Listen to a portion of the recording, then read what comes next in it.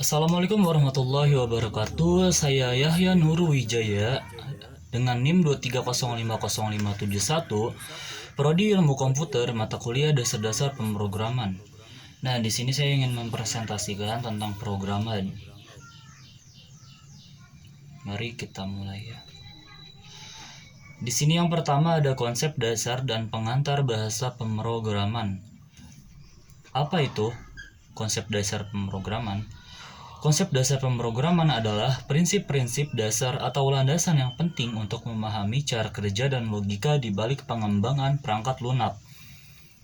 Konsep ini penting bagi programmer pemula, sebab ini seperti mempelajari abjad dan tata bahasa sebelum menulis sebuah cerita. Konsep-konsep ini memberikan pemahaman mendalam tentang bagaimana komputer bekerja, bagaimana kita berkomunikasi dengan komputer melalui kode, dan bagaimana kita bisa menyusun instruksi-instruksi untuk menyelesaikan masalah. Ini contoh singkat dari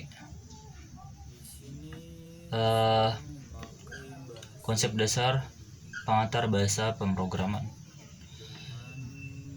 Di sini saya memakai bahasa Python dengan contoh simple ingin menjadi outputnya hello world. Kita langsung aja kita ketik print buka kurung hello, world. Lalu kita running, lalu outputnya seperti ini, hello world. Ini cara yang paling simple. Saya memilih bahasa Python karena sintaksnya jelas, mudah dipelajari, mudah dipahami, serbaguna, komunitas besar, dan banyak pustaka. Di sini yang kedua ada struktur sintaks dasar.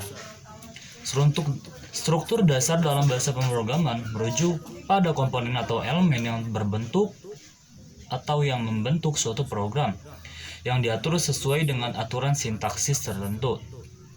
Sintaks itu adalah aturan atau tata cara penulisan kode dalam bahasa pemrograman yang harus diikuti agar program dapat dijalankan dengan benar. Oke. Ini contoh kode sederhana untuk menampilkan hello world. Kita menggunakan Python lagi ya teman-teman. Ini contoh satu yang paling simple seperti tadi ya. Kita ketik saja print buka kurung hello, world.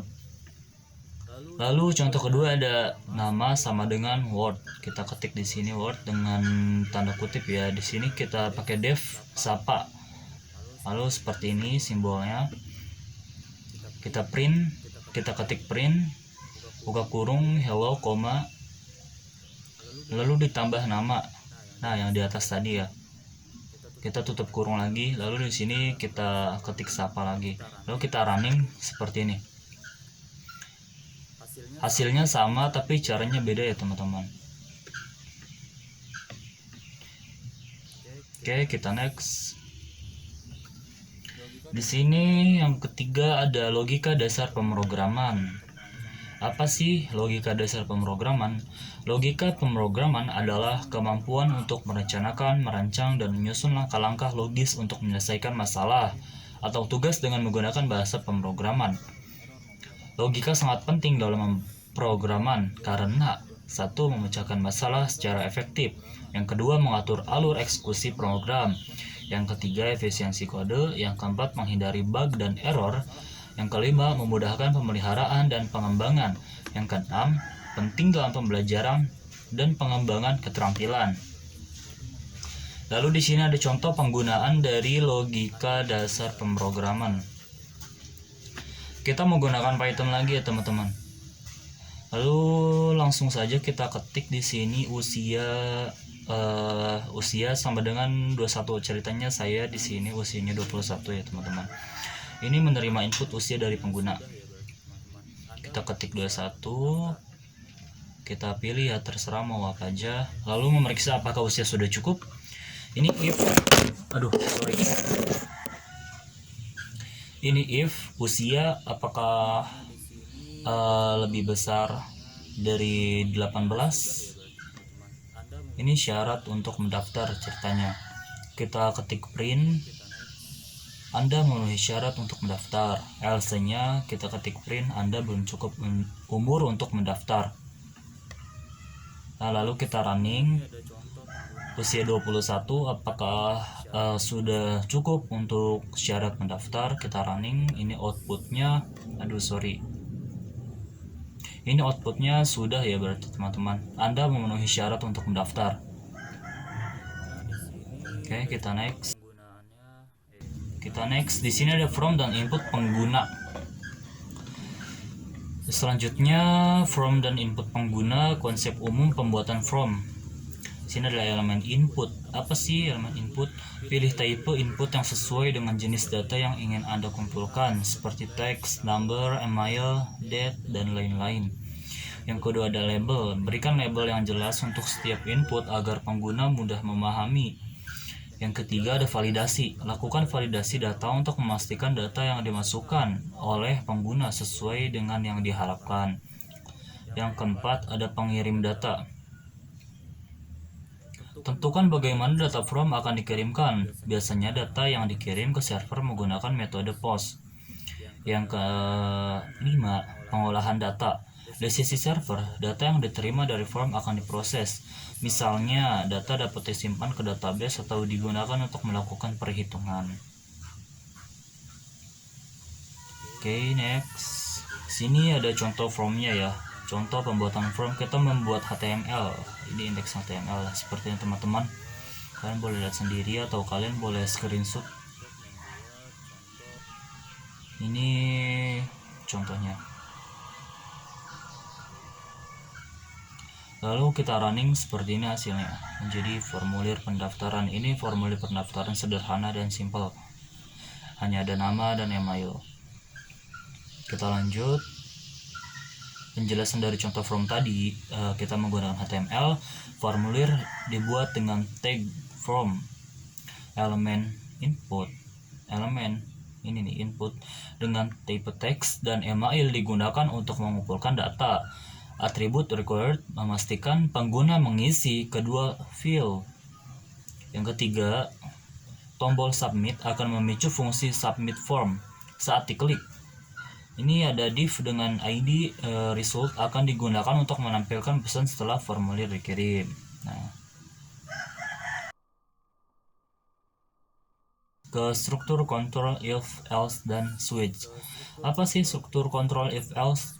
If else adalah struktur percabangan yang paling umum digunakan dalam banyak bahasa pemrograman. Struktur ini memungkinkan programan untuk memilih satu dari dua jalur eksekusi berdasarkan kondisi yang diberikan.